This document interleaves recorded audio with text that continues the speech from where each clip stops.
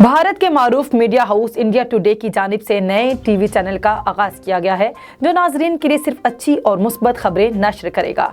मज़कूरा channel का नाम good news today है जिस पर लोग सिर्फ मुस्बत खबरें देख सकेंगे। इंडिया टुडे के नायब चेयरपर्सन कालीपोरे ने कहा कि हमें लोगों तक खुशखबरी फैलाने और अच्छे किरदार शेयर करने की ज़रूरत है, चाहे हकीकत कुछ भी हो।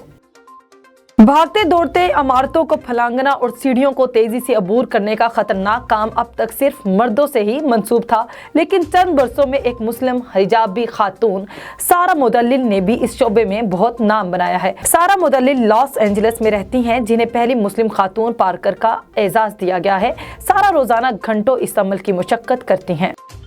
जनूबी अफ्रीका के शहर जस्टिन में हर साल मेंढकों की छलांगों का मुकाबला होता है। मुकाबले में शरीक मेंढकों के जाकी यानी मालिक भी होते हैं। एक मरतबा एक खातून जाकी के मेंढक ने 9 मीटर से भी ज्यादा फासले तक छलांग लगाई और इस खातून का नाम गिनीज वर्ल्ड रिकॉर्ड में दर्ज किया गया। मुकाबले के दौरान मेंढकों के मालिक इन्हें तवील छलांग लगाने पर उभारने के लिए शहनाई बजाते हैं।